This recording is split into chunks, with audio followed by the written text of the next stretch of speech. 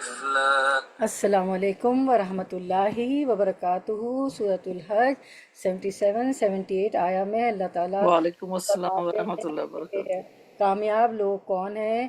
جو ایمان لائے ہوں، رکوع کریں، سجدہ کریں اور اپنے پروردگار کی عبادت کریں اور نیک کام کریں تو کامیابی حاصل ہوگی۔ اور دو عالم صلی اللہ علیہ وسلم کی بعثت کا مقصد ہے کہ قیامت کے دن نبی اکریم صلی اللہ علیہ وسلم اپنی امت پر گواہ ہوں گے کہ میں نے پیغام پہنچا دیا اللہ تعالیٰ آپ کا، اور یہ امت محمدیہ دوسری امتوں کی شہادت دے گی۔ اس شہادت کا حق تبھی پورا ہو سکتا ہے کہ امت محمدیہ کے لوگ یعنی ہم لوگ، جو آیت 77 78 میں اللہ تعالیٰ فرماتے ہیں، نماز باجماعت اور زکوٰۃ کا اجتماعی نظام قائم کریں اور ہر حال میں اپنے رب پر توکل رکھتے ہوئے اس کے دین پر قائم رہیں۔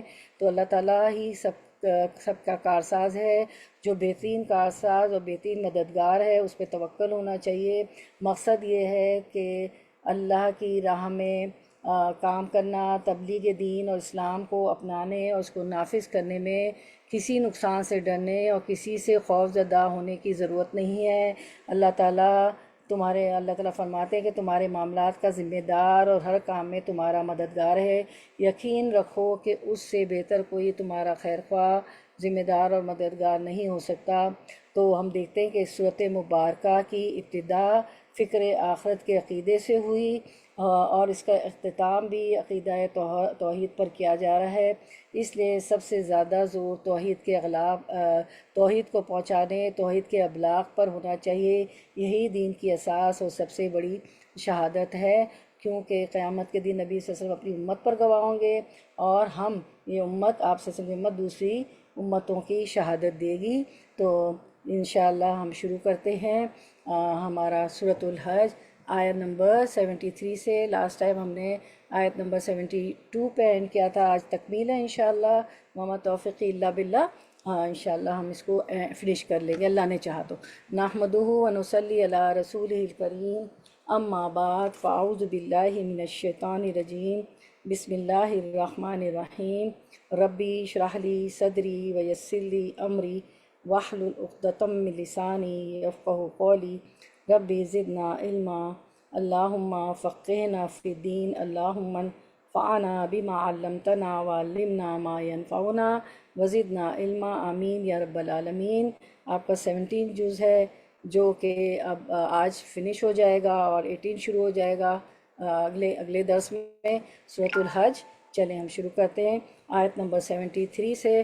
اللہ تعالیٰ ہمارے وقت میں برکت دے اور اس کی تکمیل انشاءاللہ کروا دے اللہ تعالیٰ اچھے طریقے سے۔ آیت 73، یا ایھا الناس، اے لوگوں۔ آیت 73 تو ہماری یا ایھا الناس سے شروع ہوگی۔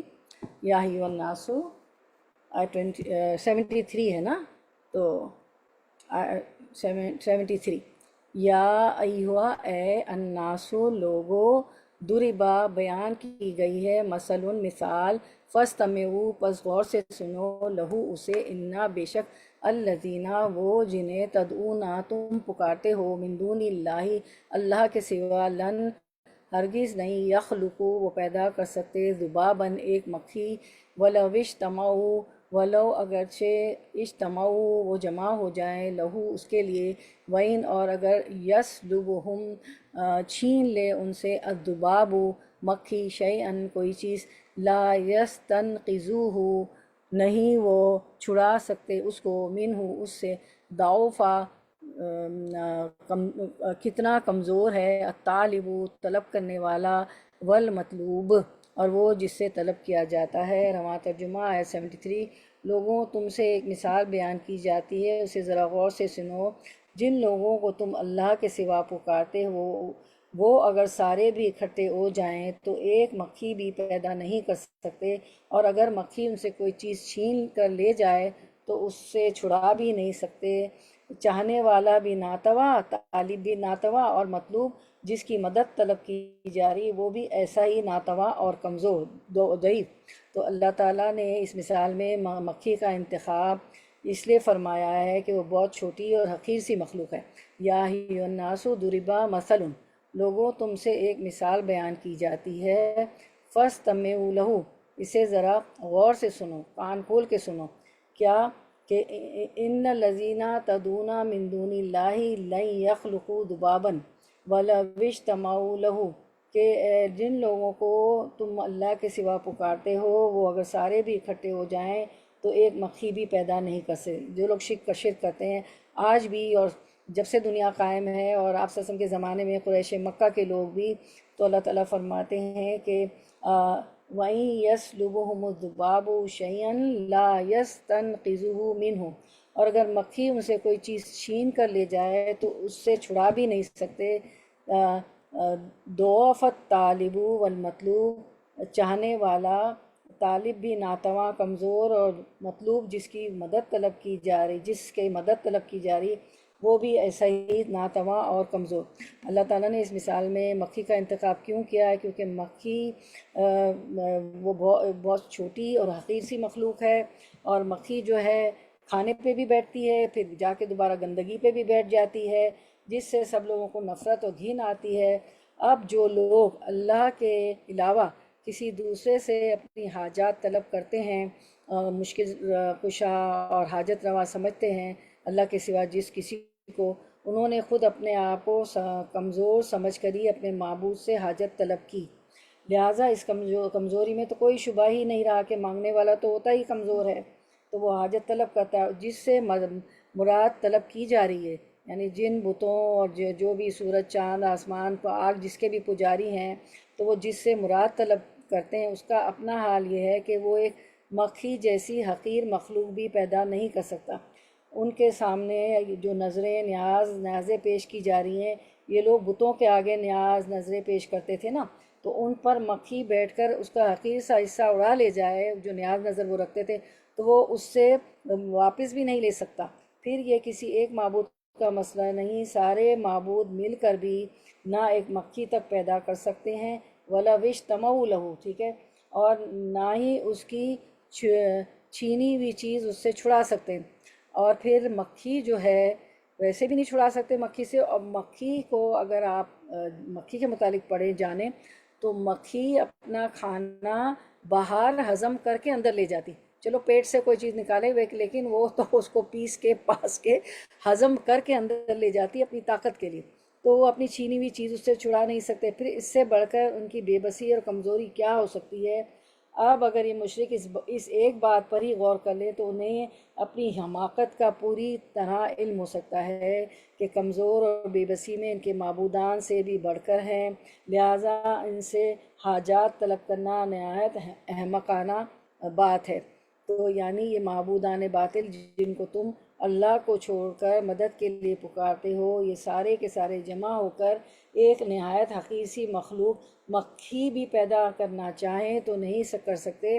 اس کے باوجود بھی تم انہی کو حاجت روا سمجھو تو تمہاری عقل قابل ماتم ہے۔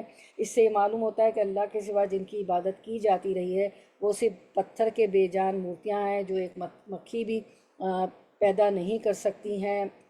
طالب سے مراد خود ساختہ معبود، ٹھیک ہے، جو انہوں نے اپنی طرف سے معبود بنائے ہوئے، اور مطلوب سے مراد مکھی یا بعض کے نزدیک طالب سے پجاری، جو طلب کرتا ہے وہ پجاری، اور مطلوب سے مراد اس کا معبود مراد ہے۔ تو حدیث میں آتا ہے، مسند احمد کی حدیث میں، کہ ابو ذرا کہتے ہیں کہ میں سیدنا ابو ہریرہ رضی اللہ عنہ کے ساتھ مروان بن حکم کے گھر میں داخل ہوا، انہوں نے وہاں دیکھا کہ تصویر بنائی جا رہی ہے، بس سیدنا ابو ہریرہ رضی اللہ عنہ نے کہا میں نے نبی کریم صلی اللہ علیہ وسلم سے سنا، اور آپ صلی اللہ علیہ وسلم نے اللہ تعالیٰ سے روایت کیا، جہاں لکھا ہو نا اللہ تعالیٰ سے روایت کیا تو وہ حدیث قدسی ہے کہ اللہ تعالیٰ نے فرمایا اس سے بڑا ظالم کون ہے جو میری تخلیق کی طرح تخلیق کرنے لگا ہے۔ ان کو چاہیے کہ ایک ذرہ پیدا کریں، ایک دانہ پیدا کریں، ایک جو پیدا کریں، کچھ بھی نہیں پیدا کر سکتے نا۔ پھر ایک اور حدیث میں ہے کہ نبی کریم صلی اللہ علیہ وسلم نے فرمایا کہ اللہ عز و جل فرماتا ہے کہ اس شخص سے بڑھ کر حد سے تجاوز کرنے والا اور کون ہے جو میری مخلوق کی طرح مخلوق بناتا ہے۔ ذرا وہ چنے کا دانہ پیدا کر کے تو دیکھیں، یا گیہوں کا ایک دانہ یا جو کا ایک دانہ پیدا کر کے تو دیکھیں، کچھ بھی نہیں کر سکتے نا، جن کی یہ پوجا کر رہے ہیں وہ تو کچھ کر ہی نہیں سکتے ہیں۔ تو ہم دیکھتے ہیں کہ اللہ تعالیٰ نے شرک کی جو ہے شرک کی بے ثباتی ثابت کرنے اور اس سے نفرت دلانے کے لیے ایسے جانور کی مثال دی مکھی کی جس سے ہر آدمی نفرت کرتا ہے۔ عام مکھی کی مثال اس لیے دی گئی کہ مکھی اس بات کا امتیاز نہیں کرتی کہ جس چیز پر وہ بیٹھ رہی ہے وہ کس قدر غلیظ اور بدبودار ہے۔ یہی وجہ ہے کہ ایک وقت وہ گندگی کے ڈھیر پر بھنبھنا رہی ہوتی ہے اور دوسرے لمحے کھانے والی چیز پر جا بیٹھتی ہے، ٹھیک ہے۔ پھر ہم دیکھتے ہیں کہ اللہ تعالیٰ فرماتے ہیں کہ بے شک اپنے رب کی قدر پہچاننے یا نہ پہچانے اللہ تعالیٰ ہر حال میں قوت والا اور غالب ہے۔ سورۃ الحشر 2 میں فرمایا، اللہ تعالیٰ فرماتے سورۃ حشر 2 میں، اے عقل والو عبرت حاصل کرو، افا تبرو یا اولی الابصار۔ پھر ہم دیکھتے ہیں کہ مکھی اتنی بے بس، کمزور اور ضعیف و ناتواں ہے، بس اور طالب بھی اور مطلوب بھی۔ ابن عباس فرماتے ہیں کہ طلب سے مراد بت اور مطلوب سے مراد مکھی۔ امام ابن جریر رحم اللہ بھی اسی کو پسند فرماتے ہیں اور ظاہر لفظوں سے بھی ظاہر ہے۔ دوسرا مطلب یہ بیان فرمایا گیا ہے کہ طالب سے مراد عابد اور مطلوب سے مراد اللہ کے سوا اور معبود۔ اللہ کی قدر و عظمت ہی ان کے دلوں میں نہیں رہی۔ اگر ایسا ہوتا تو اتنے بڑے توانا اللہ کے ساتھ ایسی ذلیل مخلوق کو کیوں شریک کر لیتے، بتوں کو کیوں شریک کر لیتے، جس کی مثال اللہ نے مکھی کی طرح دی کہ مکھی اگر کچھ چھین بھی لے تو یہ لوگ اس سے کچھ بھی نہیں، اس کو نہیں چھڑا سکتے جو اپنے بتوں کے آگے وہ رکھتے ہیں۔ تو اللہ تعالیٰ نے اس آیت میں بیان کی گئی مکھی کی مثال کے ذریعے ہمیں سمجھایا کہ غیر اللہ بہت کمزور ہیں، وہ تو ایک چھوٹی سی مکھی سے کوئی چھینی ہوئی چیز نہیں چھڑا سکتے، تو انسان کو عذاب سے کیسے بچائیں گے؟ ساری قوت، طاقت اور اختیار اللہ کے پاس ہے، ہر قسم کے نفع و نقصان اللہ کے ہاتھ میں ہیں۔ اللہ کے سوا جن ہستیوں کو لوگ پوچھتے ہیں وہ کسی چیز کے مالک نہیں، وہ کسی کی مدد کرنے پر قادر نہیں ہیں۔ سورۃ الحج 74 کر لیتے ہیں، ورڈ ٹو ورڈ ٹرانسلیشن۔ سورۃ الحج 74، ما قدر اللہ حق قدرہ ان اللہ لقوی عزیز۔ ورڈ ٹو ورڈ ٹرانسلیشن سورۃ الحج 74۔ ماں نہیں قدرو، انہوں نے قدر کی، اللہ کی حق کا جیسے حق قدر ہی اس کی قدر کا، انا بے شک اللہ لقوی البتہ بہت قوت والا ہے، عزیز بہت زبردست ہے۔ رواں ترجمہ، انہوں نے اللہ کے مرتبے کے مطابق اس کی قدر جانی ہی نہیں۔ رواں ترجمہ، اللہ تعالیٰ بڑا ہی زور و قوت والا اور غالب و زبردست ہے۔ تو ما قدر اللہ حق قدر ہی، یہی وجہ، یعنی انہوں نے اللہ کے مرتبے کے مطابق اس کی قدر جانی ہی نہیں، یہی وجہ ہے کہ لوگ اس کی بے بس مخلوق کو اس کا ہمسر اور شریک قرار دے لیتے ہیں۔ اللہ تعالیٰ بڑا ہی زور والا اور غالب اور زبردست ہے۔ ان اللہ لقوی عزیز، اگر ان کو اللہ تعالیٰ کی عظمت اور جلالت، اس کی قدرت و طاقت اور اس کی بے پناہی کا صحیح اندازہ اور علم ہو تو وہ کبھی اس کی خدائی میں کسی کو شریک نہ ٹھہرائیں، یعنی اللہ کی معرفت ہی نہیں، اللہ کو پہچانا ہی نہیں، ورنہ کسی کو اس کی خدائی میں شریک نہ ٹھہراتے۔ یعنی انہوں نے اللہ تعالیٰ کی قدرت پر کبھی غور ہی نہیں کیا، اللہ کی پہچان، اللہ کی معرفت ہی نہیں ہے ان کو۔ جو اس پوری اللہ کے 99 نیمز ہیں نا، اس میں پوری اللہ کی ہمیں معرفت حاصل ہے، غفور ہے، رحیم ہے، سب چیز پر قادر ہے۔ جو اس پوری کائنات کو اور خود ان کو بھی عدم سے وجود میں لے آیا، جب ہم کچھ بھی نہیں تھے، عالم عدم میں تھے، تو وہ ہمیں وجود میں لایا اور ہمیں زندگی بخشی۔ اگر وہ اللہ تعالیٰ کی کسی بھی کارنامے پر غور کرتے تو کبھی اس کے اختیار و تصرف میں کمزور اور بے بس قسم کی مخلوق کو شریک بنانے کی حماقت نہ کرتے۔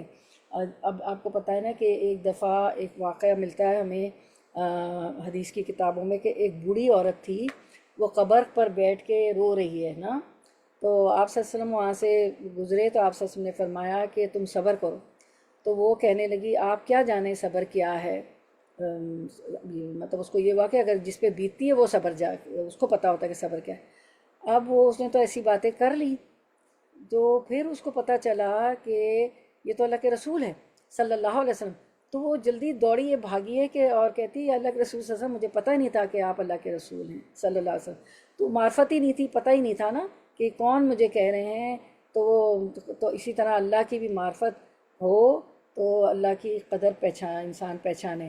تو اللہ تعالیٰ فرماتے ہیں ان لوگوں نے اللہ کی قدر ہی نہیں پہچانی، قدر ہی پہچانی ہی نہیں جیسا کہ پہچاننا چاہیے، ورنہ وہ لوگ اور مخلوق کو اس کا شریک نہ بناتے. تو اللہ تعالیٰ کی قدر کرنے کے لیے سب سے پہلے کیا ضروری ہونا چاہیے؟ اللہ کی معرفت ضروری ہونا چاہیے. آیت 74 آپ کا Q&A ہے. اللہ تعالیٰ کی قدر کرنے کے لیے سب سے پہلے کس چیز کا ہونا ضروری ہے؟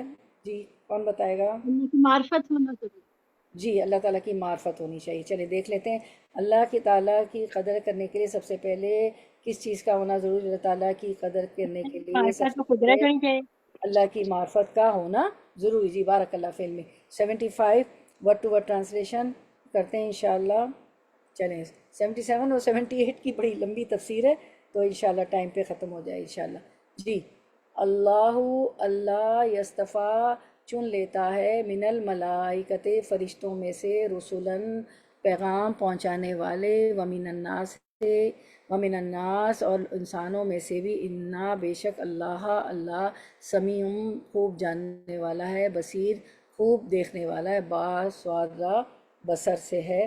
اس کا روٹ پر رننگ ٹرانسلیشن آیت 75 اور پیغام رسانی کے لیے فرشتوں میں سے بھی رسول چن لیتا ہے اور لوگوں میں سے بھی، بے شک اللہ سب کچھ سننے والا اور دیکھنے والا ہے.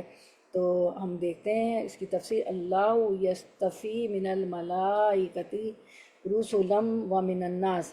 تو اللہ پیغام رسانی کے لیے فرشتوں میں سے بھی رسول چن لیتا ہے اور لوگوں میں سے بھی، یعنی اللہ پیغام رسانی کے لیے اپنی پیغام پہنچانے کے لیے فرشتوں میں سے اور آدمیوں میں سے بھی انتخابات خود ہی اپنی حکمت اور ثوابدید کے مطابق کرتا ہے.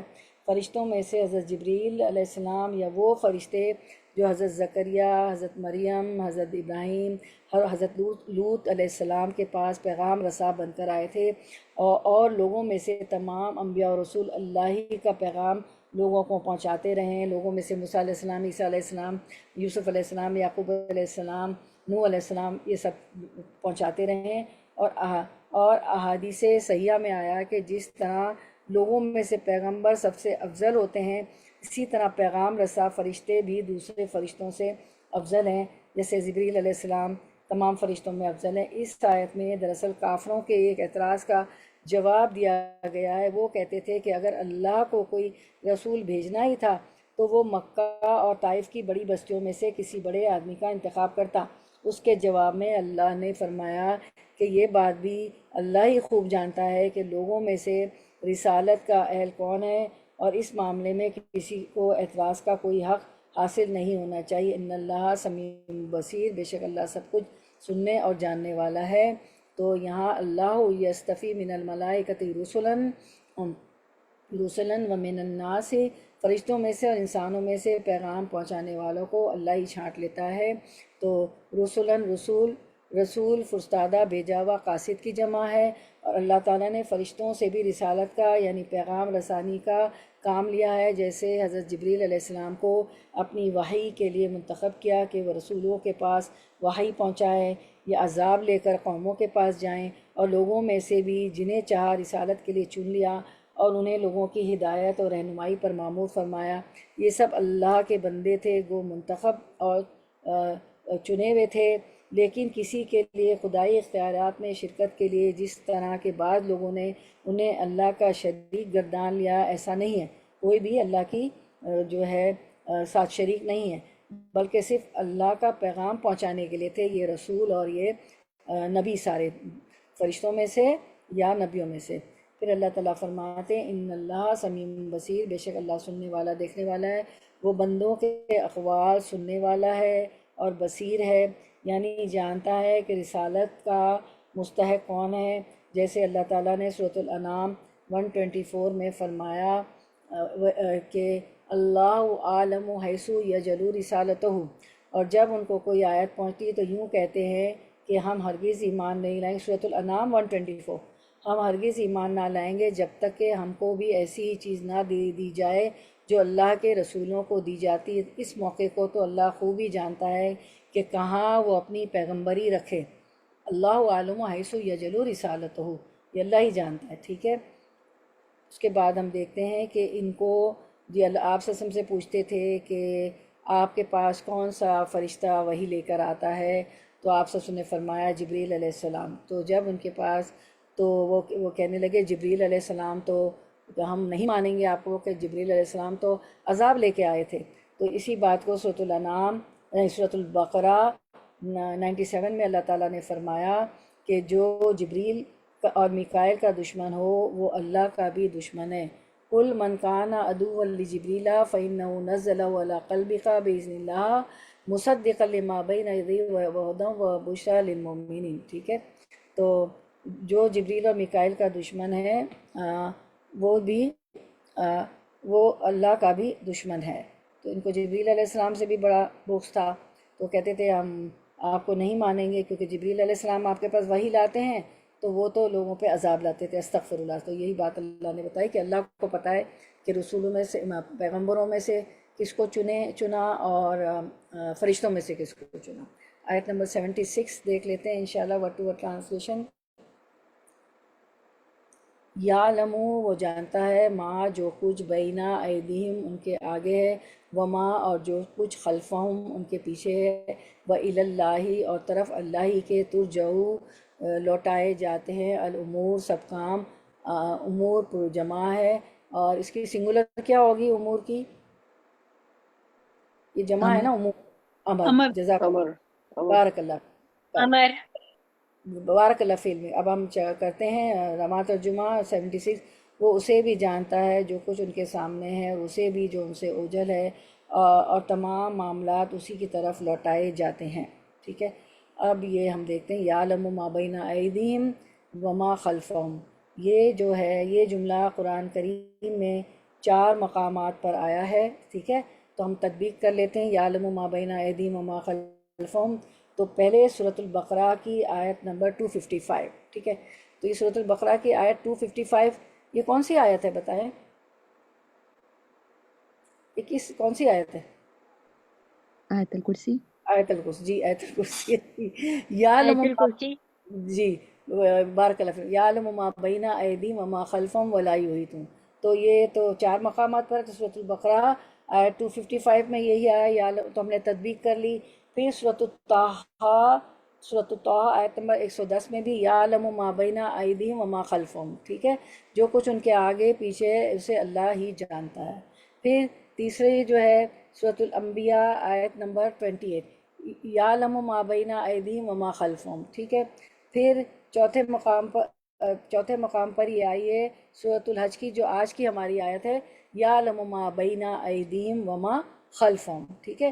تو یہ ہماری تطبیق ہو گئی نا، تا طا با یا قاف۔ تطبیق کا کیا مطلب ہوتا ہے، کون بتائے گا؟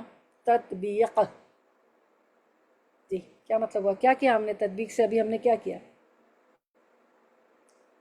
جی قرآن میں جو مستند آیات ہیں ان کو ایک دوسرے کے ساتھ ریلیٹ کرنا۔ جی جزاک اللہ خیر، وہی کی بات، چلیں ٹھیک ہے۔ اب ہاں اچھا، تو یعلم ما بین ایدیہم وما خلفہم، ٹھیک ہے۔ تو وہ بخوبی، اب آیت کی طرف آتے ہیں 76۔ وہ اللہ بخوبی جانتا ہے جو کچھ ان کے آگے ہے اور جو کچھ ان کے پیچھے۔ کیا جانتا ہے؟ فرشتوں کے بارے میں، انبیاء کے بارے میں، انسانوں کے بارے میں، پیغمبروں کے بارے میں، جتنی اس کی کریشن ہے ان سب کے بارے میں جانتا ہے۔ تو یعلم ما بین ایدیہم، ٹھیک ہے۔ تو ما بین ایدیہم سے مراد لوگوں کا مستقبل ہے، وہ بخوبی جانتا ہے جو کچھ ان کے آگے ہے، یعنی جو آگے آنے والا ہمیں تو نہیں نظر آ رہا نا، تو غیب ہے ابھی مستقبل، آگے کیا آئے گا ہمیں نہیں معلوم، اگلے لمحے کیا ہوگا پتہ نہیں، تو اللہ سب خیر کرے۔ تو ما بین ایدیہم جو ان کے آگے آئے گا تو اس سے مراد لوگوں کا مستقبل ہے، ٹھیک ہے۔ اور وما خلفہم، وما خلفہم سے مراد لوگوں کا ماضی ہے، یعنی جو کچھ ان کے پیچھے، جو پیچھے رہ گیا، جو پیچھے چلا گیا نا ہمارا ماضی، ٹھیک ہے، وہ ہے اس کا مطلب یہ۔ وإلی اللہ ترجع الامور، اور اللہ کی طرف سب کام لوٹائے جاتے ہیں۔ تو وہ سب کچھ جانتا ہے، جو ماضی ہے، جو حال ہے، جو مستقبل ہے۔ ہمیں تو بھی کچھ بھی نہیں پتہ نا، سب فیوچر میں کیا ہوگا۔ تو چاہے فرشتے ہوں، انبیاء ہوں، پیغمبر ہو، حال ہو، ماضی ہو، مستقبل ہو، اللہ تعالیٰ سب جانتا ہے۔ وإلی اللہ ترجع الامور، اللہ کی طرف سب کام لوٹائے جاتے ہیں۔ جب تمام معاملات کا مرجع اللہ ہی ہے تو پھر انسان اس کی نافرمانی کر کے کہاں جا سکتا ہے اور اس کے عذاب سے کیوں کر بچ سکتا ہے؟ کیا اس کے لیے یہ بہتر نہیں ہے کہ وہ اس کی اطاعت اور فرمانبرداری کا راستہ اختیار کر کے اس کی رضا حاصل کرے؟ تو پھر یہ ہے کہ اگلی آیت میں جو ہے اسی بات کی صراحت ہوگی 77 میں اللہ تعالیٰ یہی بات فرما رہے ہیں۔ اب آپ لوگوں کا Q&A ہے آیت نمبر 76 کا، ما بین ایدیہم وما خلفہم سے کیا مراد ہے؟ جی کون بتائے گا؟ بسم اللہ۔ وہ بخوبی جانتا ہے جو کچھ ان کے آگے ہے جی جی اور جو کچھ ان کے پیچھے اور اللہ کی طرف سب کو لوٹایا جائے گا۔ تو آگے اور پیچھے سے ہم کیا سمجھتے ہیں؟ کیا ہماری سمجھ میں آیا؟ آگے جو جو مستقبل میرے فیوچر ہوتا ہے، جو پیچھے جو گزر چکا وہ جی آگے جو آنے والا ہے وہ اور جزاک اللہ فرشتوں خیر، بارک اللہ۔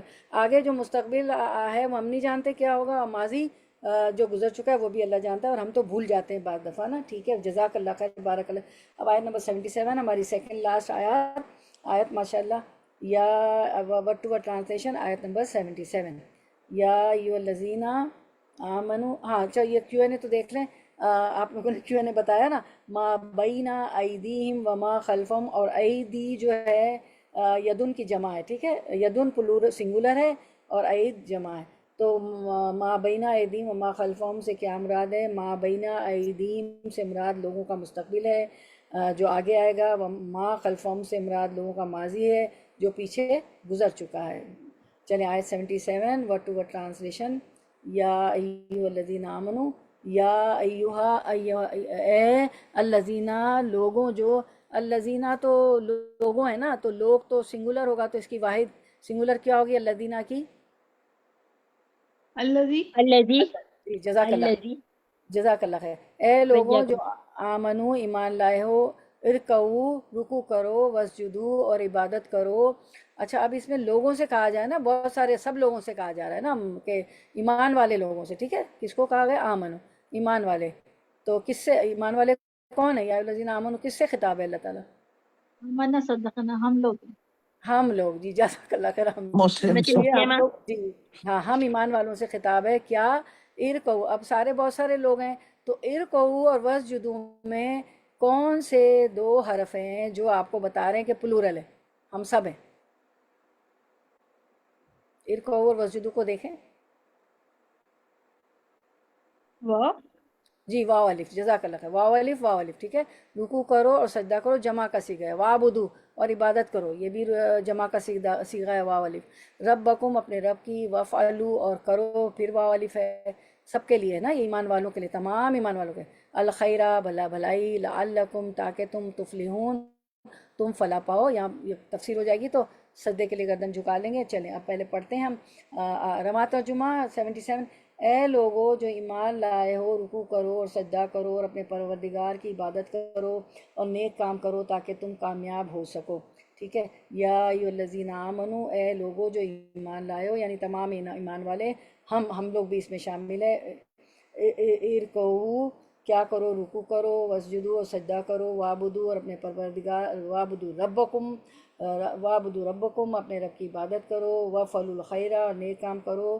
کیوں کرو یہ سارے کام؟ رکوع، سجدہ، اللہ کی عبادت، نیکی کے تمام کام کرو تاکہ تم کامیاب ہو جاؤ۔ تو یہ کامیابی کی کنجی کی دے دی گئی ہمیں کہ رکوع کرنا ہے، سجدہ کرنا ہے، اللہ کی صرف اللہ کی عبادت کرنی، پیچھے شرک کی بات ہو چکی ساری، اور نیکی کے کام کرنے، تو اس سے کامیابی۔ اس آیت کے دو مطلب ہو سکتے ہیں، ایک یہ کہ یہ خطاب انفرادی طور پہ ہو رہے، ایک آدمی سے ہو، انڈیویجولی ہو، تو اس صورت میں اس کا مطلب یہ ہوگا کہ اخروی نجات اور کامیابی کے لیے 3 کاموں کا سر انجام دینا نہایت ضروری ہے۔ نماز کی درست طور پر ادائیگی، رکوع، سجدہ، قیام، قعدہ سب درست ہونا چاہیے، خالصتاً اللہ تعالیٰ کی عبادت جس میں شرک کی آمیزش نہ ہو، اور نیک اعمال کی بجاوری، اور یہ خطاب مجموعی طور پر بحیثیت امت سمجھا جائے تو اس کا مطلب یہ ہوگا کہ جس قوم میں یہ صفات موجود ہوں ان کی اخروی کامیابی تو یقینی ہے، ان کی دنیا میں بھی کامیابی کی توقع کی جا سکتی ہے۔ لیکن یہاں تو میں اس مسجد میں نہیں جاؤں گا، میں اس مسجد میں نہیں جاؤں گی، وہاں تو رفع یدین ہوتا ہے، وہ تو شافعی ہے، وہ تو مالکی ہے، ابھی آیت آ رہی، پورا خلاصہ آ رہا ہے نا کہ ہم ابراہیم علیہ السلام ہمارے باپ ہیں اور ہمارا نام مسلم ہے، آگے آ رہی آیت۔ تو صورت حج کی فضیلت یہ ہے کہ اس میں 2 سجدے آئے ہیں، ٹھیک ہے، لعلکم تفلحون، تاکہ تم کامیاب ہو سکو، یہ سب کرنا ہے رکوع سجدہ۔ تو اس صورت کا پہلا سجدہ تو متفق علیہ ہے کہ سجدہ ہے، ٹھیک ہے، تمام علماء کا اتفاق ہے کہ اس کا پہلا سجدہ تو متفق علیہ، لیکن یہ دوسرا سجدہ اختلافی ہے۔ کیوں اختلافی ہے؟ غور سے سنیں۔ سجدے کے قائلین کی دلیل یہ ہے کہ یہاں ایمان لانے والوں کو سجدے کا حکم دیا گیا ہے، اور دوسرے گروہ کی دلیل یہ ہے کہ یہاں رکوع اور سجدہ کا اکٹھا حکم آیا ہے، اور جہاں یہ دونوں الفاظ اکٹھے آئیں تو اس سے مراد پوری نماز لی جاتی، ٹھیک ہے۔ اس لیے جو ہے اختلاف ہے کہ یہ دوسرا سجدہ ہے کہ نہیں، کیونکہ رکوع اور سجدے کا حکم آپ دیکھیں نا، ارکعوا واسجدوا ساتھ آیا ہے، تو یہ جب رکوع اور سجدہ ساتھ آتا ہے تو علماء کہتے ہیں کہ اس سے مراد پوری نماز ہوتی ہے، ٹھیک ہے۔ تو یہاں اختلاف ہو گیا کہ یہ سجدے پہ اختلاف ہے، کیونکہ دونوں نمازی کے جز اشرف ہیں، اور جز اشرف بول کر اسے کل مراد لینا اہل عرب کا عام دستور ہے، بلکہ بعض دفعہ قرآن میں صرف رکوع یا صرف سجدوں کے لفظ سے بھی پوری نماز مراد لی گئی، اور خالی سجدہ ہے تو پھر سجدہ۔ اس سلسلے میں قائلین کا موقف ہی راجح معلوم ہوتا ہے، مفسر کہہ رہے ہیں کیونکہ بعض روایت بھی ان کی تائید کرتی ہے، اگرچہ وہ روایت اتنی قوی نہیں ہے، ٹھیک ہے۔ تو چلیں ہم تو آخر میں تفسیر کے بعد جھک جائیں گے، سجدہ کر لیں گے۔ تو اب یہاں پہ جو بتایا گیا، کیا بتایا گیا؟ ارکعوا واسجدوا، ٹھیک ہے، رکوع کرو، سجدہ کرو، وعبدوا ربکم، اپنے رب کی عبادت کرو، اپنے وفعلوا الخیر، اور کیا کرو؟ نیکی کے کام کرو، لعلکم تفلحون، تو یہ تمہاری کامیابی کا نسخہ ہے۔ تو یہ ہمارے لیے بہت بڑا سبق ہے کہ جب یہ درس ختم ہوگا تو آپ کی نماز کا وقت ہو جائے گا، تو سجدہ اچھا کرنا ہے، رکوع سجدہ کرنا ہے، قعدہ، قیام، تشہد، ہر چیز اچھی کرنی ہے، اور اپنے رب کی ہی عبادت کرنی ہے، اور نیکی کے کام کرنے ہیں۔ اگر کوئی روکے بھی تو ہمیں کرنا ہے۔ اکثر ہسبینڈ کہتے ہیں کیوں صبح صبح اٹھ گئی، کیوں مجھے ناشتہ دیا، میں سیدھا بھلا جا رہا تھا نیکی کرنے، تم کہ انہوں نے ہمارے ساتھ یہ کیا، انہوں نے ہمارے ساتھ کی یہ کیا، دیکھا فلاں وقت یہ کیا، اور آپ چلے ہیں وہ کرنے۔ تو کبھی بھی نہ روکے نیکی کے کاموں سے، ٹھیک ہے۔ تو یہ کامیابی کا نسخہ ہے، ٹھیک ہے۔ تو مشرک اور کافر کا انکار کرتے ہیں تو کرے مومنوں، تمہیں ہر صورت اپنے رب کے سامنے جھکنا اور اس کی غلامی میں زندگی بسر کرنا۔ جب ہر چیز کا انجام اللہ تعالیٰ کی طرف لوٹایا جاتا ہے تو ایمانداروں کا فرض ہے کہ وہ اپنے آپ کو اللہ تعالیٰ کی بندگی کے لیے وقف کر دیں۔ اس آیت میں انسان کی زندگی کا مقصد نہایت مختصر الفاظ میں بیان کیا گیا ہے۔ یہ مسلمہ حقیقت ہے کہ اللہ تعالیٰ نے انسان کو اپنی عبادت کے لیے پیدا فرمایا، اس لیے انسان کا فرض ہے کہ وہ اپنے رب کے حضور رکوع، سجود اور اس کی بندگی کرے، اور جس کام کو اللہ تعالیٰ نے اس کے لیے خیر قرار دیا ہے، نیکی کا کام، اسے بجا لانے کی اخلاص کے ساتھ کوشش کرتا رہے۔ وفعلوا الخیر، نیکی کے کاموں میں اخلاص ہو، خالص اللہ کی رضا کے لیے ہو، ریا دکھاوا نہ ہو۔ کسی کو پیسہ بھی دے تو یہ نہ ہو کہ میں دیتی ہوں تو اس کا پورا ہو رہا ہے، اس کے بچے پڑھ رہے ہیں۔ آپ کو اللہ نے، مجھے اور آپ کو اس قابل کیا کہ غریب ہمیں ملا جس کو ہم نیکی کما رہے ہیں، یہی دنیا اور آخرت میں فلاح کا راستہ ہے۔ اس بندگی کا جامع تصور یوں بیان کیا ہے سورۃ الانعام 162 163 میں اللہ تعالیٰ فرماتے ہیں قُلْ إِنَّ صَلَاتِي وَنُسُكِي وَمَحْيَايَ وَمَمَاتِي لِلَّهِ رَبِّ الْعَالَمِينَ، آپ فرما دیجئے کہ بالیقین میری نماز، میری ساری عبادت، میرا جینا، میرا مرنا، یہ سب خالص اللہ ہی کے لیے ہے جو سارے جہان کا مالک ہے۔ وَبِذَٰلِكَ أُمِرْتُ، اب یہ دوسری آیت ہم دیکھ لیتے ہیں۔ وَبِذَٰلِكَ لا شریک لہ وبذالک امرت وانا اول المسلمین، اس کا کوئی شریک نہیں اور مجھ کو اسی کا حکم ہوا اور میں سب ماننے والوں میں سے پہلا ہوں، ٹھیک ہے۔ انشاءاللہ ہم بھی ایسے ہیں انشاءاللہ۔ تو اس تصور کے ساتھ قرآن مجید نے عبادت کا وسیع تر تخیل پیش کیا ہے کہ آدمی منڈی اور بازار میں ہو، کاروبار میں ہو، جاب پلیس پہ ہو تو امانت اور دیانت کا نمونہ بن جائے، کسی کے ہاں مزدور اور خدمت گزار ہو تو وفاداری کا پیکر ہو جائے، حکمران ہو یا کوئی ذمہ داری اٹھائے ہوئے تو قوم کا خادم اور مالک حقیقی کا غلام بن کر رہے۔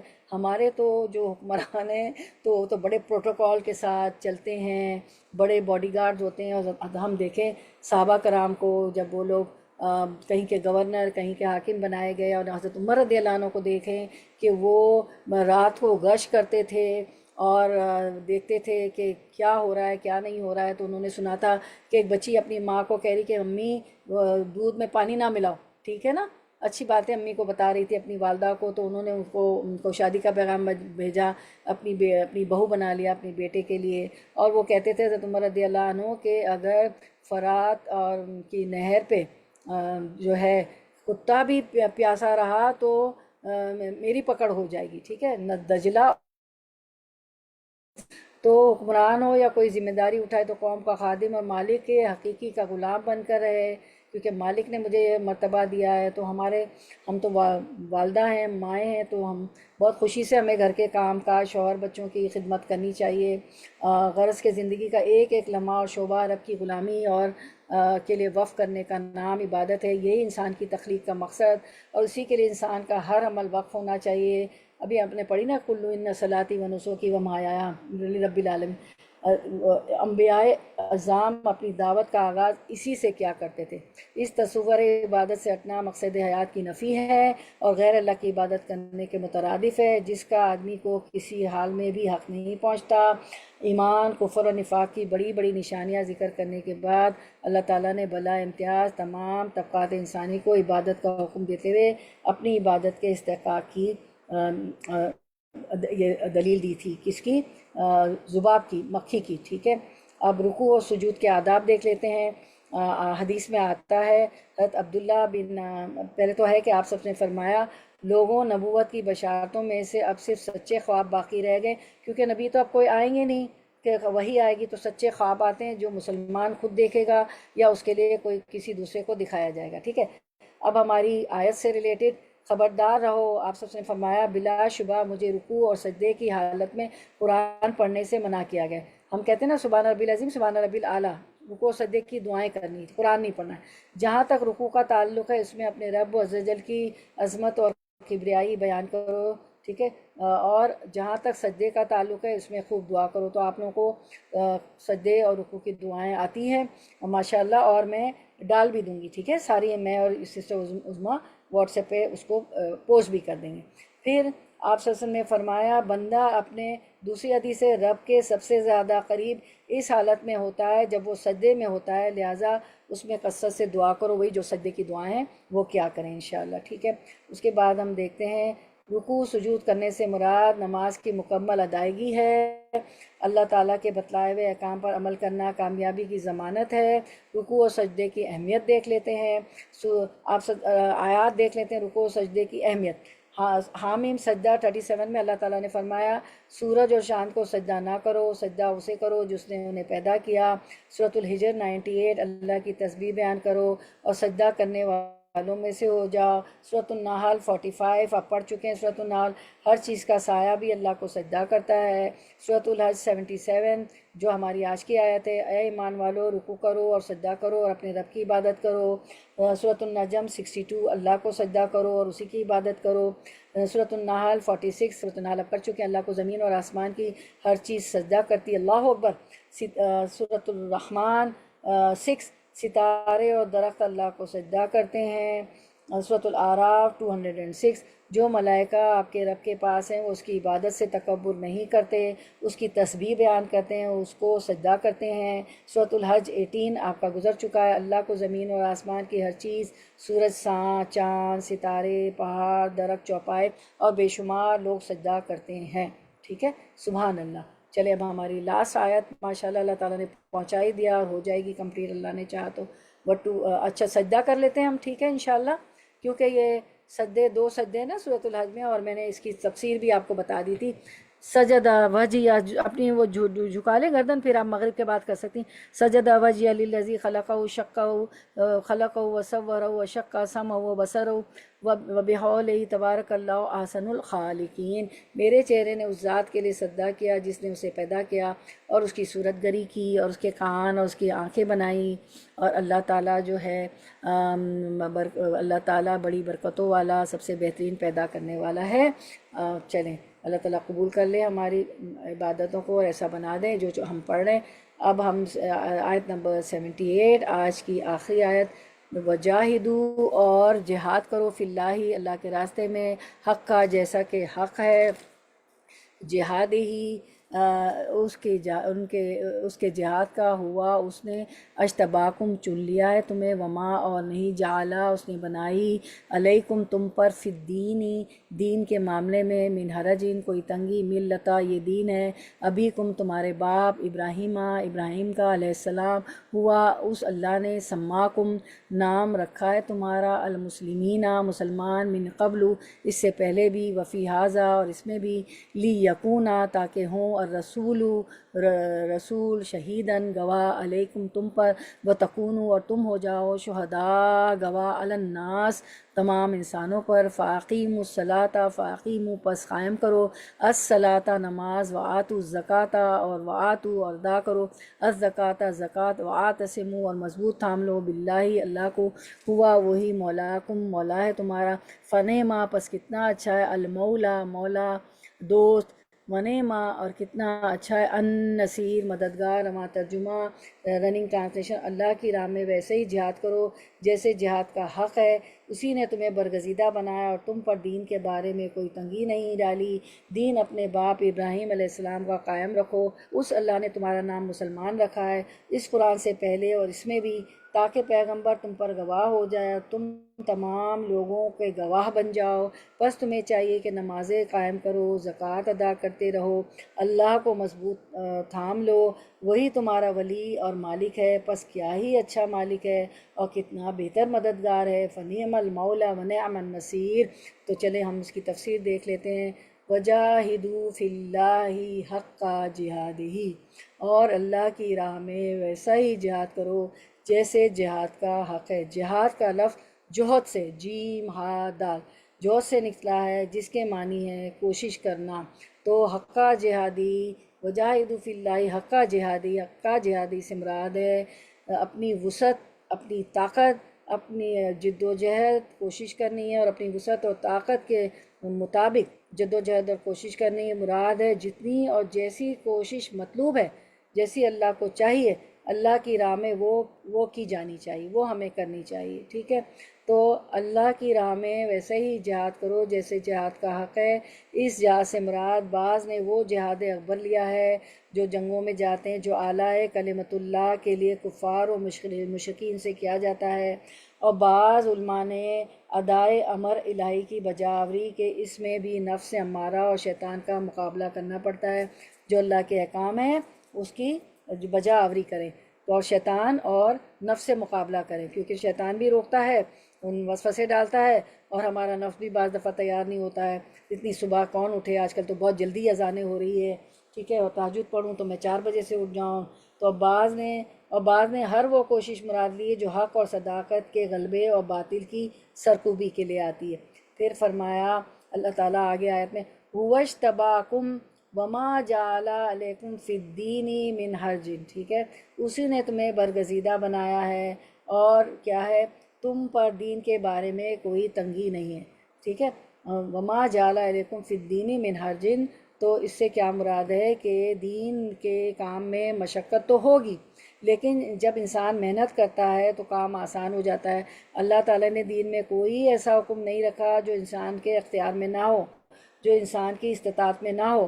فی دین از ویری فلیکسیبل، ہم سب کر سکتے ہیں، یہ تو شیطان ہوتا ہے اور ہمارا نفس ہوتا ہے جو ہمیں بہکاتا رہتا ہے۔ دین میں اللہ تعالیٰ نے سہولت رکھی ہے، رخصت رکھی ہے، جیسے بیماری میں وضو کی بجائے تیمم، کوئی اسکن ڈیزیز ہوتی ہے تو تیمم کر لیں، اور پانی نہ ہو تو تیمم کر لیں، ٹھیک ہے۔ سفر میں صاف احکام ہے، جہاں روزے کے احکام ہے، یا الذین آمنوا کتب علیکم الصیام، ایمان والو تم پر روزے فرض کیے گئے ہیں، تو آگے اور بھی آیت ہے کہ روزہ چھوڑنے کی اجازت ہے بیماری میں، سفر میں نا، تو دین میں بڑی رخصتیں ہیں، اس میں کوئی وہ نہیں ہے، ٹھیک ہے، کہ دین کے بارے میں تم پہ کوئی تنگی نہیں ہے، یعنی ایسا حکم نہیں دیا گیا جس کا متحمل نفس انسان نہ ہو، بلکہ پچھلی شریعتوں کے بعض سخت احکام بھی اللہ نے ہماری شریعت میں ہمارے لیے منسوخ کر دیے، علاوہ ازیں بہت سی آسانیاں مسلمانوں کو عطا کر دی ہے جو پچھلی شریعتوں میں نہیں تھی۔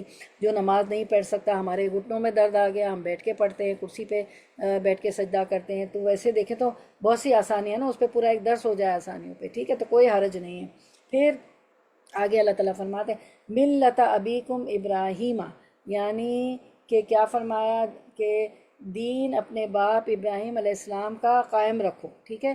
تو اس سے یہ مراد ہے کہ ابراہیم حضرت اسماعیل علیہ السلام کی اولاد میں سے تھے، اور اس اعتبار سے حضرت ابراہیم علیہ السلام عربوں کے باپ تھے، اور غیر عرب بھی حضرت ابراہیم علیہ السلام کو ایک بزرگ شخصیت کی طور پر اسی طرح احترام کرتے ہیں. یہود و نصارہ بھی ابراہیم علیہ السلام کا احترام کرتے ہیں جس طرح بیٹے باپ کا احترام کرتے ہیں. اس لیے وہ تمام ہی لوگوں کے باپ تھے ابراہیم علیہ السلام.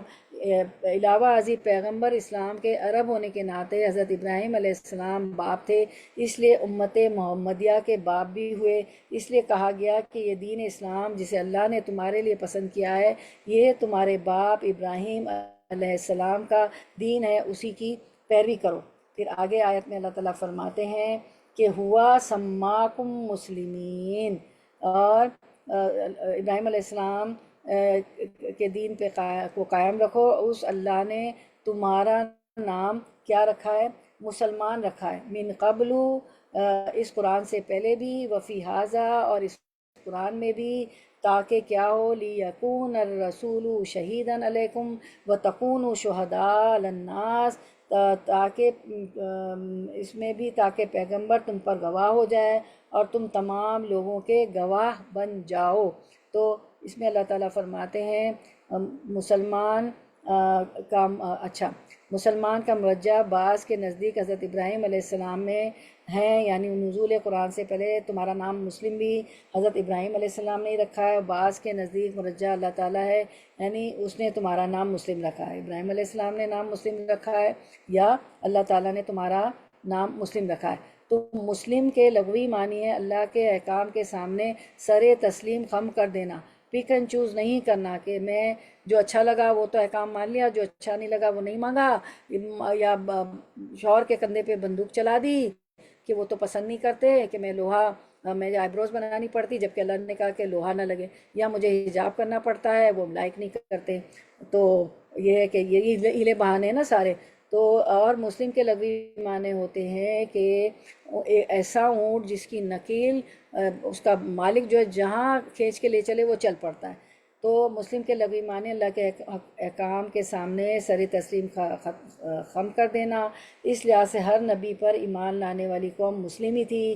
ابراہیمی یا نوحی یا موسوی یا عیسوی وغیرہ ناموں سے وہ لوگ نہیں پکارتے تھے، نہ ہی اللہ تعالیٰ نے ان کے یہ نام رکھے تھے. موسیٰ علیہ السلام کی قوم کو موسوی نہیں کہا گیا، عیسیٰ علیہ السلام کی قوم کو عیسوی نہیں کہا گیا، نوح علیہ السلام کی قوم کو نوحی نہیں کہا گیا، ابراہیم علیہ السلام کی قوم کو ابراہیمی نہیں کہا گیا، بلکہ سب کو کیا کہا گیا؟ مسلم. ٹھیک ہے. اللہ تعالیٰ نے لا الہ الا اللہ، ہر پیغمبر جو ہے اللہ کو یہی کہا کہ اللہ کی عبادت کرو، اللہ کو مانو، ٹھیک ہے، اور تم مسلم ہو. ٹھیک ہے. ان کے یہ نام ان کے خود ساختہ تھے یا دوسروں کے تجویز کردہ تھے. اللہ تعالیٰ نے ان کا نام بھی مسلمان ہی رکھا تھا، اور تمہارا نام بھی مسلمان ہی ہے. سماکم، کیا فرمایا اللہ تعالیٰ نے؟ سماکم المسلمین. یہ تو ہم نے بنا لیا ہے، بریلوی، دہلوی، حنفی، شافی، حنبلی، مالکی سب مسلمان ہیں. اور پھر بنانے کے علاوہ ہم اس مسجد میں نماز نہیں پڑھیں گے، ہم اس مسجد میں نماز نہیں پڑھیں گے، ہم یہ سب بھی ہم نے جو ہے تفریق کر دی ہے اور فرقے سارے بنا لیے. ٹھیک ہے. پھر اس کے بعد اللہ تعالیٰ فرماتے ہیں کہ من قبل وفی ھذا لیکون الرسول شہیدا علیکم وتکونوا شہداء علی الناس فاقیموا الصلاۃ وآتوا الزکاۃ واعتصموا باللہ. تو کیا کرو کہ اس قرآن سے پہلے اس میں بھی تاکہ پیغمبر تم پر گواہ ہو جائے اور تم تمام لوگوں کے گواہ بن جاؤ. ٹھیک ہے. تو اب یہ جو ہے ایک حدیث ہے اس کے بارے میں کہ یہ گواہی کیسے گواہ ہوگی. یہ گواہی قیامت والے دن ہوگی. تو ہم حدیث میں دیکھتے ہیں اس کی گواہی کیا ہے کہ حضرت ابو سعید خدری رضی اللہ عنہ بیان کرتے ہیں سیدنا کہ رسول اللہ صلی اللہ علیہ وسلم نے فرمایا نوح علیہ السلام کو قیامت والے دن بلا کر ان سے کہا جائے گا کہ کیا تم نے اللہ کا پیغام پہنچا دیا. مسند احمد حدیث 10322. تم نے اللہ کا پیغام پہنچا دیا تھا. وہ کہیں گے جی ہاں. پھر ان کی قوم کو بلا کر ان سے پوچھا جائے گا کیا نوح علیہ السلام نے تم تک پیغام پہنچا دیا تھا. وہ کہیں گے ہمارے پاس تو کوئی ڈرانے والا نہیں آیا، یا ہمارے پاس کوئی بھی ایسا آدمی نہیں آیا. پس نوح علیہ السلام سے کہا جائے گا کون تمہارے حق میں گواہی دے گا. دیکھیں نوح علیہ السلام نے حالانکہ پیغام پہنچا دیا ہے. مسند احمد کی حدیث 10322 ہے. نوح علیہ السلام نے تو 950 سال جو ہے نبوت کی اور اپنی قوم کو پیغام پہنچا دیا. اور جب اللہ تعالیٰ ان کی قوم کو بلا کر قیامت والے دن پوچھیں گے کہ کیا نوح علیہ السلام نے تم تک پیغام پہنچا دیا، تو وہ کہیں گے ہمارے پاس تو کوئی ڈرانے والا نہیں آیا، یا ہمارے پاس کوئی بھی ایسا آدمی نہیں آیا. تو پس نوح علیہ السلام سے کہا جائے گا کہ کون تمہارے حق میں گواہی دے گا، کیونکہ اللہ نے تو ان کو بھیجا تھا، اللہ کو تو پتہ ہے انہوں نے پیغام پہنچا دیا تھا 950. تو وہ کہیں گے نوح علیہ السلام، محمد صلی اللہ علیہ وسلم اور آپ کی امت ہم میری گواہی دیں گے. اللہ تعالیٰ کہ اس فرمان کا یہی مفہوم ہے. اسی طرح ہم نے تم کو امت وسط بنایا ہے. وسط کا معنی انصاف کرنے والے. پس آپ صلی اللہ علیہ وسلم کی امت کو بلایا جائے گا، سو وہ نوح علیہ السلام کے حق میں پیغام پہنچا دینے کی شہادت دیں گے. پھر آپ صلی اللہ علیہ وسلم نے فرمایا پھر میں تم پر گواہی دوں گا. تو کیا ہوگا؟ رسول اللہ صلی اللہ علیہ وسلم گواہی دیں گے، پھر ہم بھی گواہی دیں گے. ٹھیک ہے، تو یہی یہاں پہ بتایا گیا ہماری آیت میں، لِيَكُونَ الرَّسُولُ شَهِيدًا عَلَيْكُمْ وَتَكُونُوا شُهَدَاءَ عَلَى النَّاسِ. ٹھیک ہے، تو یہ گواہی ہوگی. اس کے بعد ہم دیکھتے ہیں آیت سورۃ الانبیاء کی آیت 25 وَمَا أَرْسَلْنَا مِن قَبْلِكَ مِن رَسُولٍ إِلَّا نُوحِي إِلَيْهِ أَنَّهُ لَا إِلَٰهَ إِلَّا أَنَا فَاعْبُدُونِی. اور آپ اس پہ اسٹاپ کریں گے آیت پہ، فَاعْبُدُون. تو اس سے پہلے بھی جو رسول ہم نے بھیجا اس کی طرف یہی وہی نازل فرمائی کہ میرے سوا کوئی معبود برحق نہیں، پس تم سب میری ہی عبادت کرو. سورۃ البقرہ آیت 21 میں فرمایا یا ایھا الناس اعبدوا ربکم الذی خلقکم والذین من قبلکم لعلکم تتقون. اے لوگو اپنے اس رب کی عبادت کرو جس نے تمہیں بھی پیدا کیا، تم سے پہلے لوگوں کو بھی، اور اس کی عبادت اس لیے کرو تاکہ تم پرہیزگار بن سکو. ٹھیک ہے، تاکہ تم ہماری آیت میں پیچھے کیا تھا 77 میں، تم کامیاب ہو جاؤ، اور اس لیے یہاں پہ تو پرہیزگار بھی بن سکے. جب پرہیزگار ہوں گے جبھی تو کامیاب ہوں گے نا.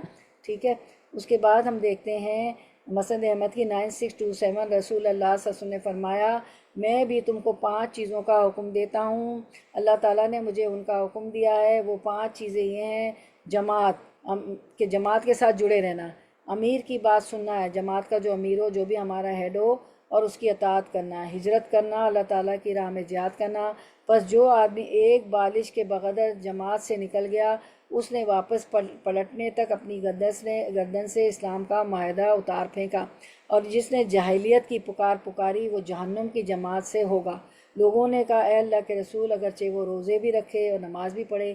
آپ صلی اللہ علیہ وسلم نے فرمایا اگرچہ وہ روزہ بھی رکھے اور نماز بھی پڑھے اور یہ گمان بھی کرے کہ وہ مسلمان ہے، پس مسلمانوں کو اللہ تعالیٰ کے رکھے ہوئے نام سے پکارو، یعنی مسلمان، المسلمین، مومن، المؤمنین، اللہ تعالیٰ کے بندے، عباد اللہ. ٹھیک ہے، تو عیسوی، موسوی، نوحی، دہلوی، بریلوی، حنفی، شافعی، مالکی سب مسلمان ہیں. تو کیا پکارنا ہے؟ المسلمین، مومن، المؤمنین، اللہ تعالیٰ کے بندے، عباد اللہ. یہ سب ہماری آئی ٹی انچارج نے ریڈ میں لکھا ہے کہ ہمیں نظر سمجھ میں اچھی طرح آئے. ٹھیک ہے، تو جہاد کرنے کا حق یہ ہے کہ دامے درمے ہر طرح سے جہاد کیا جائے. جہاد دراصل ہر اس بھرپور کوشش کا نام ہے جو امت دین کے لیے ہے اور اس کی راہ میں رکاوٹوں کو دور کرنے کے لیے کی جائے. اس کا پہلا درجہ یہ ہے کہ انسان اپنے نفس سے جہاد کرے. پہلوان وہ نہیں جو کسی کو پچھاڑ دے، پہلوان وہ ہے، اللہ کے رسول صلی اللہ علیہ وسلم نے فرمایا ہے، جو اپنی نفس سے جہاد کرے. نفس ہی تو برائی پہ ابھارتا ہے نا. نفس کی بھی قسمیں عوامہ، لوامہ، امارہ، آپ نے سب پڑھا ہے. تو اپنے نفس سے جہاد کرے اور اسے مکمل طور پر اللہ تعالیٰ کی مرضی اور اس کے دین کے تابع بنا دے. نفس کے گھوڑے کو باندھنا ہوتا ہے. اس کا دوسرا درجہ اپنے اہل و عیال اور گھر بار کی پوری کوشش کے ساتھ اس راہ پر ڈالنا ہے. پہلے چیریٹی بگنز ایٹ ہوم، پہلے اپنے نفس میں، پھر اپنے گھر والوں کو دین پہ چلانا ہے، پھر لیکن حکمت سے. پھر اس کے بعد رشتہ داروں کی باری آتی، پھر عام لوگوں کی. ٹھیک ہے، درجہ بدرجہ. تو چیریٹی بگنز ایٹ ہوم. جہاد کا دوسرا پہلو یہ ہے کہ جہاں موقع اور ضرورت ہو انسان زبان سے لوگوں کو اس راہ کی طرف دعوت دے، اسلام کی تبلیغ اشاعت کرے. اور جہاں موقع اور ضرورت ہو تو صاحب قلم قلم سے جہاد کریں. اگر آپ لکھنا جانتی ہیں تو قلم سے لکھیں. اسلام کی تعلیم کی اشاعت کر کے لوگوں میں پھیلائیں اور اسلام کے مخالفوں کے اعتراضات کے مدلل جواب دیں. اور اس کا آخری درجہ یہ کہ بوقت ضرورت جہاد بالسیف سے بھی دریغ نہ کریں. جیسے وہ سیف لے کے سیف اللہ ہمارے خالد بن ولید کا لقب تھا نا کہ اللہ کی تلوار. تو جنگوں پہ جائیں خواہ اس میں جان اور مال کی قربانی دینی پڑے. اس کا مقصد صرف اللہ تعالیٰ کے کلمے کو سر بلند کرنا ہو، ریا دکھاوا نہ ہو. اور یہ ساری اور ہر قسم کی کوششیں جہادی کی ضمن میں آتی ہیں. پہ قلم سے لکھیں یا اپنی کوئی اسکلز ہیں کچھ بھی ہوں. اور ایک مومن کے کسی درس میں آپ آئی ٹی انچارج بن گئی ہے، اسکرین بنا کے دیتی ہے تو یہ بھی اسی میں آتا ہے. اور ایک مومن کے ایمان کا تقاضا ہے جس قدر کسی کا ایمان مضبوط ہوگا اس قدر وہ جہاد میں سرگرم میں عمل رہے گا اور اس کا ایمان خود اسے ایسی کوششوں کی ترغیب دیتا رہے گا.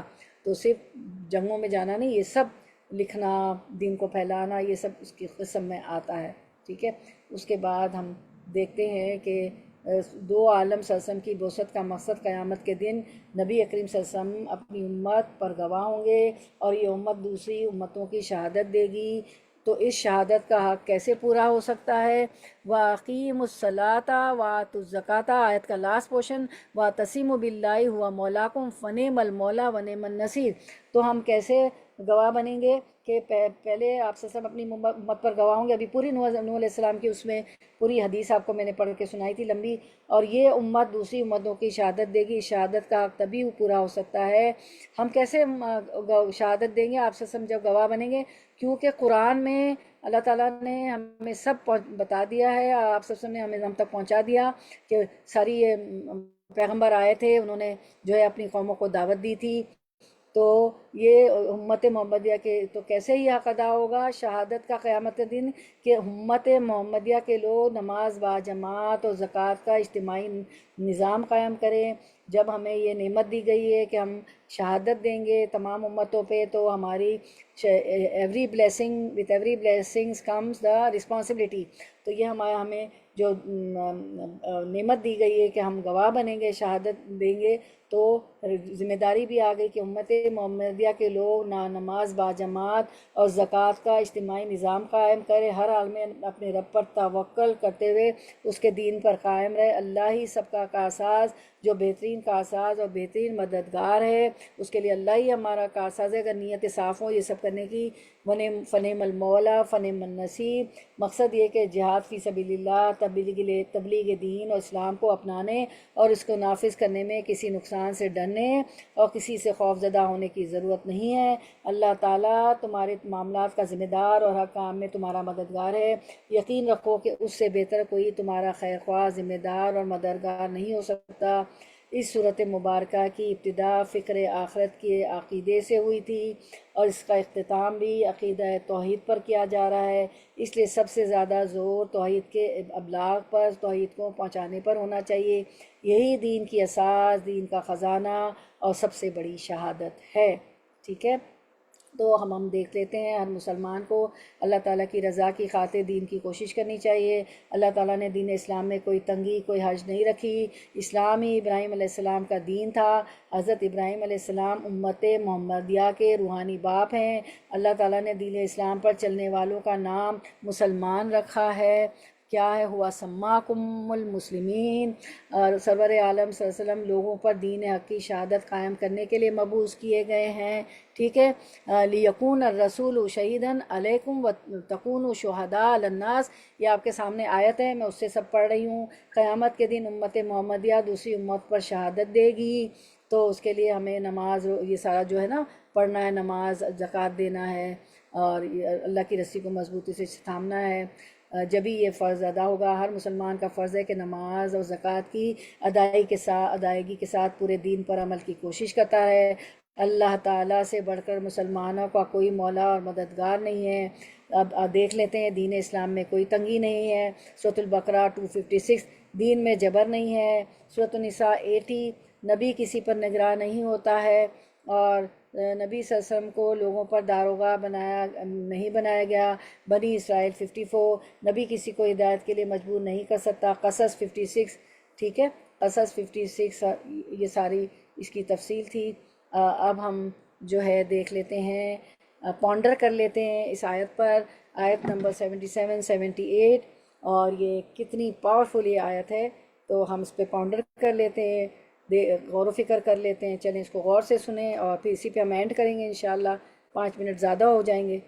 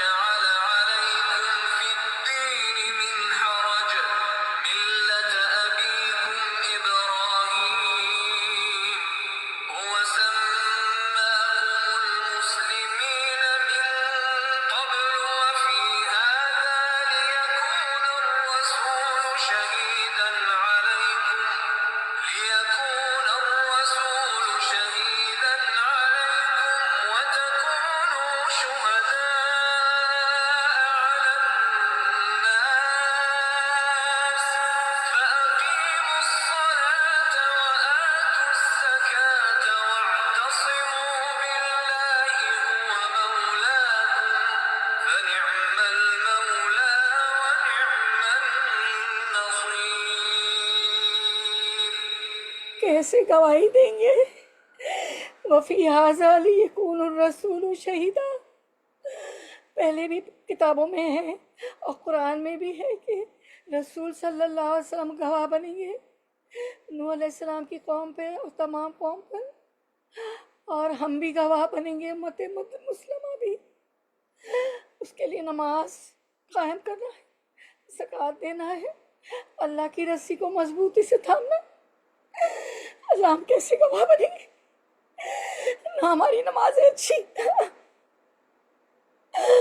کچھ بھی خرچ کرتے ہیں تو رو رو کے. زکوٰۃ دینا ہوتا تو کئی لوگ رو رہے ہوتے، ہائے خرچہ آ گیا. قربانی کرنی ہوتی تو اللہ ہمیں دل سے کرنے والا بنا دے. اتنا بڑا مرتبہ دیا ہے کہ رسول گواہی دیں گے صلی اللہ علیہ وسلم، اور ہم بھی لوگوں پہ گواہ بنیں گے، تمام امتوں پہ. اتنا بڑا مرتبہ دیا ہے، اور اعمالی ایسے نہیں. اب ہم آگے دیکھتے ہیں مائنڈ میپ، کامیابی کا نسخہ. ارکعوا واسجدوا، دوسرا سلائیڈ. وَاعْبُدُوا رَبَّكُمْ، یہ جوائنٹ ہے 77 78. تو اب آپ کو تو سمجھ میں آ گیا ہے، تو دوسرا مائنڈ میپ دیکھتے ہیں. ارکعوا واسجدوا وَاعْبُدُوا رَبَّكُمْ وَافْعَلُوا الْخَيْرَ وَجَاهِدُوا فِي اللَّهِ حَقَّ جِهَادِهِ. کامیابی کا نسخہ اسکرین پہ آیا نہیں ہے وہ سلائیڈ. تو کامیابی کا نسخہ کیا ہے؟ تو اس آیت کے دو مطلب ہو سکتے ہیں، کہ ایک یہ کہ جو 4 چیزیں ہیں نا، ایک یہ کہ خطاب انفرادی طور پر ہو. اس صورت میں اس کا مطلب یہ ہوگا کہ اخروی نجات اور کامیابی کے لیے 3 کاموں کا سر انجام دینا نہایت ضرور ہے. نماز کی درست طور پہ ادائیگی، رکوع، سجدہ، قیام، سب کچھ خالصتاً اللہ تعالیٰ کی عبادت جس میں شرک کی آمیزش نہ ہو، اور نیک اعمال کی بجا آوری ہو انشاءاللہ. اور آگے ہم دیکھتے ہیں پوائنٹس ٹو لرن. اس کی بڑی تفسیر ہو سکتی تھی، کر بھی لی ہے. اب ہم دیکھتے ہیں کہ کیا پوائنٹس ہم نے سیکھے، کیا جانا. Number 1، number 2، number 3. نمبر 1، جو بھی ہم کام کریں گے ہر عمل اللہ کی رضا کے لیے. وہ سلائیڈ اسکرین پہ لے آئیے.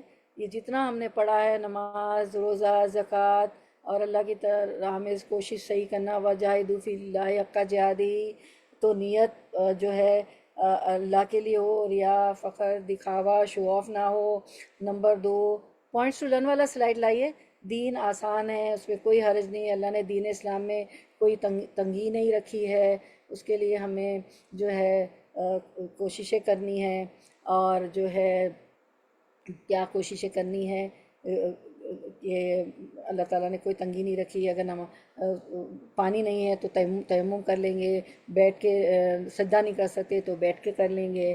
اگر بیماری ہے تو روزے جو ہے رمضان کے حالانکہ فرض ہے دوسرے دنوں میں رکھ سکتے ہیں. تو دین میں کوئی تنگی نہیں ہے. حالانکہ مشکل ہوگی، لیکن یہ ہے کہ دین کے کام میں مشقت تو ہوتی ہے، لیکن جب انسان محنت کرتا ہے تو کام آسان ہو جاتا ہے.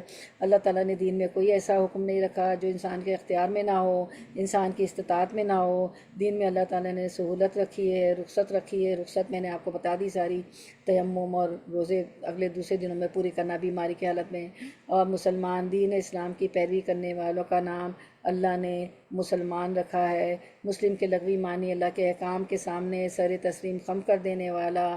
اس لحاظ سے ہر نبی پر ایمان لانے والی قوم مسلمان ہی تھی.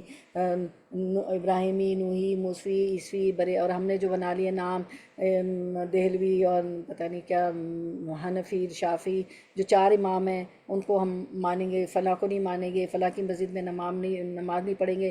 ہیں تو سب مسلم، ہوا سما کو مسلم. تو یہ سب نام خود ساختہ بنائے ہوئے ہیں. اللہ تعالیٰ نے سب کا نام مسلمان ہی رکھا ہے، ٹھیک ہے.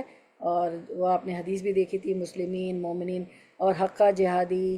نیکی کے سب کاموں میں بھی اپنی بھرپور کوشش کرنی ہے، اپنی وسعت کے مطابق جد و جہد و کوشش کرنی ہے، صحیح کرنی ہے. مراد ہے جتنی اور جیسی کوشش مطلوب ہے اللہ کی راہ میں وہ کرنی چاہیے، ٹھیک ہے. اس کے بعد ہم جو ہے چوتھا سلائیڈ دیکھ لیتے ہیں.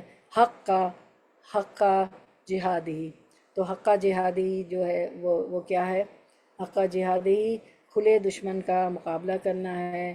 کھلا دشمن جو ہے شیطان اور اس کے پیدا کیے ہوئے خیالات کا مقابلہ. کون ہے کھلا دشمن؟ شیطان ہے.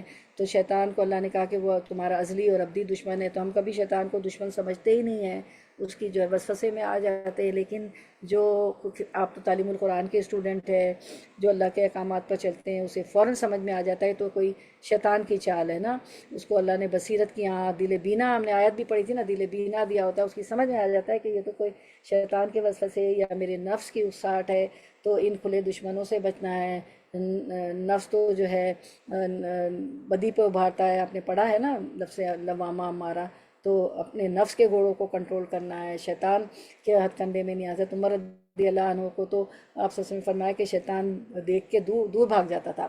پھر خود اپنے نفس کا جائزہ لینا ہے، خواہشات کا مقابلہ کرنا ہے کہ میرا نفس جو ہے ہر وقت جو ہے نماز کو ٹال کے پڑھ رہا ہے، یا خواہشات نفس کی پیروی کر رہی ہوں، جو نہیں کرنا چاہیے وہ بھی میں کر رہی ہوں، جو اللہ نے منع کیا ہے خواہشات کے پیچھے ایسی لگی ہوئی. یا کوئی مجھے ایسا ایڈکشن ہے کہ نمازیں دیر ہو جاتی ہیں، انسٹاگرام، واٹس ایپ، فیس بک، فلاں پہ میں اتنی دیر لگا دیتی ہوں، ابھی اٹھتی ہوں. کوئی ایڈکشن بھی ہو جاتی ہے نا، آج کل تو بہت سی ایڈکشن ہے. سوشل میڈیا بڑا ایڈکشن ہے. کوئی بھی ایڈکشن ہو، آپ کے نفس جس میں انوالو ہو جاتا ہے، کچھ بھی ہو. تو کچھ ایسے ٹی وی ڈرامے ہیں جس میں قسطیں دیکھتی جاتی ہوں. اور اب تو سب ریکارڈنگ ہوتی ہے. تو میں نے تو دیکھا ہے کچھ لوگوں کو، بڑی حیران ہوئی میں کہ ساری قسطیں ایک ساتھ دیکھ لی، پورا دن لگا دیا. تو پھر کہاں گئی نمازیں، کہاں وغیرہ وغیرہ. آپ سب جانتی کیا چل رہا ہے دنیا میں اور کیا ہے. تو کس طرح اپنے نفس کی ناجائز خواہشات کا مقابلہ کریں کہ ایسا تو نہیں کہ میری نمازیں رک رہی ہیں، میری تلاوت رک رہی ہے، میرے گھر کے کام افیکٹ ہو رہے ہیں، ایسی کوئی تو ایڈکشن مجھے نہیں ہو گئی ہے. جو بھی ہو، سوشل میڈیا ہو، جو بھی ہو. تو جو چیزیں اللہ تعالیٰ کی فرما برداری کے راستے میں رکاوٹ ہے، اس کی مدافعت جہاد ہے. تو اس کے لیے لڑنا، اس کے لیے صحیح کوشش، جد و جہد جو ہے جتنی اور کر سکتے ہیں اتنی، جتنی مطلوب ہے وہ اللہ کی راہ میں کرنی ہے. تو اس کی رکاوٹ دور ہو جائے گی. تو یہ جہاد ہے. جنگ میں جا کے لڑنا ہی جہاد نہیں ہے، ٹھیک ہے. تو اب اس کو سیکھنے کی بات ہے. ہم نے کیا سیکھا کہ دنیا کے شکنجے میں نہ پھنسیں، ٹھیک ہے. بہت سے جو ہے آپ کو ڈسٹریکشن نظر آئیں گے. سیکھنے کی باتیں دیکھ لیتے ہیں. اتنے ڈسٹریکشن ہوں گے کہ انسان ڈسٹریکٹ ہو جاتا ہے، بہت زیادہ ڈسٹریکٹ ہو جاتا ہے. اور ہم تو ایک ایسی سوسائٹی میں رہتے ہیں کہ بچے کہتے ہیں کہ ہسبینڈ بھی کہتے ہیں کہ ہم تو ایسی جگہوں پہ کام کر رہے ہوتے ہیں کہ غیر نان مسلمز بھی ہوتے ہیں، تو کھانے بھی دیکھنے ہیں، ہم لوگ نہیں کھا رہے ہوتے. وہ بہت سی چیزیں ہیں جو ہمیں جو ہے ڈسٹریکٹ کرتی ہیں دنیا کی. ہر کوشش جو ہے صرف اللہ کے لیے کرنی ہے. نیت صرف یہ ہو کہ میں جو بھی کر رہی ہوں وہ اللہ کے لیے کرنا ہے. ریا، فخر، دکھاوا، شو آف نہیں ہو. اور اللہ اور اس کے رسول سے محبت ہونی چاہیے. ان کنتم تحبون اللہ فاتبعونی یحببکم اللہ. اگر تم اللہ سے محبت کرتے تو کس کی اطاعت کرو؟ میری اطاعت کرو، آپ وسلم کی اطاعت کرو، تو اللہ تعالیٰ تم سے محبت کرے گا. مقصد پر نظر رکھیں، پھسلنے سے بچیں. مقصد ہمارے بڑے بڑے ہیں کہ ہم اللہ کے دین کو پھیلائیں، خود بھی قرآن کو سمجھیں، ہمارے اعمال اچھے ہوں اور کامیابی کی. ہم نے آج پڑھ لیا کہ یہ چیزیں ہمیں کرنی ہے کیونکہ ہم گواہ بنیں گے آپ وسلم کو اللہ تعالیٰ تمام امت پہ گواہ بنائیں گے، پھر ہم بھی امت محمدیہ بھی گواہ بنے گی کہ ہاں آپ صلی اللہ علیہ وسلم نے پیغام پہنچا دیا، کیونکہ ہمیں تو قرآن کے ذریعے سب بتا دیا گیا ہے۔ تو ہمارا مقصد اس لیے پھسل جاتے ہیں کہ فلاں نے مجھے یہ کہہ دیا، فلاں نے مجھے دعوت میں نہیں بلایا، فلاں کی جرت کیسے، ہاؤ ڈیئر شی سیڈ، اتنا غیبت یہ وہ سب میں انوالو ہو جاتے ہیں، اور اتنا برا عمل دل جو ہے شیطان کی یہ وار ہوتا ہے کہ وہ ذکر نہ کرے، وہ ہمارے دل کو بزی رکھ دیتا ہے، فلاں برا، فلاں ایسا، فلاں نے میرے ساتھ ایسا کیوں کہا، تو مقصد سے ہٹا دیتا ہے۔ تو جس کا مقصد اعلیٰ ہو، بلند ہو، اللہ کی رضا ہو، دین کو پھیلانا ہو، خود دین کو سیکھنا ہو، حقوق اللہ، حقوق العباد اچھے ادا کرنے ہوں، تو وہ اپنے مقصد پہ نظر رکھتے۔ یہ چھوٹی موٹی باتیں نا میٹر نہیں کرتی، اس کو وہ اہمیت ہی نہیں دیتا۔ آپ سب کو مذمم کہا، مجنون کہا، تو آپ سب نے کہا میرا نام تو مذمم ہے ہی نہیں، میں تو مجنون ہوں ہی نہیں۔ تو مقصد پہ نظر رکھے، ٹھیک ہے؟ تعلیم القرآن کی اسٹوڈنٹ ہیں، میرے اور آپ کا مقصد جو ہے یہ سب چھوٹی چھوٹی باتیں جو ہے یہ پیٹی ایشوز ہے، یہ ہمیں میٹر نہیں کرتے۔ تو جو ہے اس پہ جو ہے اس پر راضی رہے، جو نہیں وہ آخرت میں مانگے۔ انہوں نے کیا کیا تھا، اور اللہ تعالیٰ سے دعا مانگے۔ کسی کے حاسد بہت ہوتے ہیں، تو جب بھی کسی کی کوئی نعمت دیکھیں ماشاء اللہ قوت لا حول ولا قوت بارک اللہ کہہ دیں، ٹھیک ہے، ماشاء اللہ کہہ دیں، اور فوراً آپ کے ضرور خواہش ہوتی ہے کسی کے پاس ہم سے زیادہ اچھی چیزیں دیکھیں تو فوراً ہنالک دعا زکریا علیہ السلام نے دعا کی، تو کیا ہوا، ان کو یحییٰ اللہ تعالیٰ نے بیٹا عطا فرما دیا، کیونکہ نبوت کے لیے چاہیے تھا کہ میرے بعد کیا ہوگا، ٹھیک ہے؟ یہ تو آپ پورا پڑھ چکی ہیں پچھلی سورۃ الانبیاء میں، ٹھیک ہے؟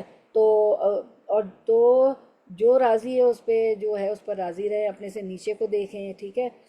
جو نہیں ہے وہ آخرت میں اللہ تعالیٰ دے دے گا، دنیا میں بھی دعا مانگنے سے یحییٰ علیہ السلام کو بہت سے لوگوں کو آپ دیکھتے ہیں کہ مل گئی، ٹھیک ہے؟ اور اپنی جن کے پاس نعمتیں ان کے لیے بھی دعا کریں کہ اللہ تعالیٰ ان کے نعمتوں کا زوال نہ ہو، زندگی میں اعتدال لائیں، افراط و تفریط نہیں ہوتی۔ کسی سے محبت ہوتی ہے تو ہم اتنی محبت میں بڑھ جاتے ہیں کہ اس کی غلطیوں کو بھی نہیں، ہم کہتے ہیں اپنے عدل کی بھی آیتیں پڑھی کہ چاہے وہ تمہارے والدین ہو، بھائی بہن ہو، غلط کر رہے ہیں تو آپ کو سب کے سامنے نہیں، لائی ہوئی بلجہارا پرائیویٹ میں کمرے میں جا کے کہنا ہے کہ ہماری بھابھی سے برا کیا، امی آپ نے ہمارے اس سے بڑے پیار سے، بڑے اس سے، ٹھیک ہے؟ تو اعتدال اپنی زندگی میں، کھانے میں اعتدال، سونے میں اعتدال، اتنا نہ سوئیں کہ نمازیں نکل گئیں، ٹھیک ہے؟ تو سونے والا اور مردہ برابر ہے، تو پھر اس نے زندگی میں کیا پایا اگر بہت سوتا ہے یا سوتی ہے؟ تو چھوٹی چھوٹی تھوڑی سی مثالیں دے رہی ہوں، آپ کو سب پتہ ہے۔ دین کے لیے دنیا کو قربان کرنے کے لیے تیار رہے، تو ہماری پرائرٹی دنیا ہوتی ہے، دین نہیں ہوتا ہے۔ اور ہم دیکھتے ہیں کہ آپ وسلم کی صاحبزادی ہیں زینب، ان کی بیٹی کا صحیح بخاری میں بیٹی کا انتقال ہو رہا تھا، وہ موت کے قریب تھی، نزا کا عالم تھا، ان کی بچی بیبی، تو انہوں نے آپ وسلم کو پیغام بھیجا، کچھ صحابہ بھی موجود تھے، تو آپ وسلم نے کہا کہ اللہ کا مال ہے، اللہ نے لینا چاہا تو اس کو اللہ تعالیٰ لے لیتے ہیں۔ پھر چونکہ آپ دین کے کسی کام میں مصروف تھے، وہ تو خیر اللہ کے نبی تھے، پھر دوبارہ پیغام آیا تو آپ اٹھے ہیں، آپ چل کے گئے ہیں۔ یعنی ہم قربانیاں دیکھتے ہیں نا صحابہ کرام کی اور اللہ کے رسول صلی اللہ علیہ وسلم کی، تو پھر صحابہ کرام بھی اسی پہ چلے کہ دین کے لیے دنیا کو قربان کرنے کے لیے تیار ہے۔ میں نہیں کہہ رہی کہ کسی کے نزاع کے عالم میں ہم نہ جائے، وہ تو اللہ کے نبی تھے، ایک ہمیں مثالیں ہیں نا کہ پھر وہ اٹھ کے گئے ہیں۔ اور تو دین ہماری پرائرٹی ہونی چاہیے، ٹھیک ہے؟ اور جو ہے اب جیسے کہیں جانا ہو، کوئی ایسی چیز آ رہی ہے اور اس میں جیسے مجھے مثال کے رہا ایک داعیہ دین ہے، ٹھیک ہے؟ اب مجھے اسی وقت کوئی دنیاوی دعوت ہے تو میں کیا پریفر، اللہ تعالیٰ مجھے ایسا بنائے کہ میں اگر کوئی دین کا مجھے کوئی لیکچر کے لیے بلایا جاتا ہے تو مجھے اللہ تعالیٰ توفیق دے کہ میں وہاں جاؤں۔ میں دنیا کی کوئی دعوت میں کہوں کہ میں بعد میں آؤں گی، چاہے میں کھاتے وقت پہنچوں، اس کو بھی اٹینڈ کرنا ہے، مجھے دین دنیا ساتھ چلانا ہے، ٹھیک ہے نا؟ تو یہ ہے کہ ایسا بھی کر سکتے ہیں۔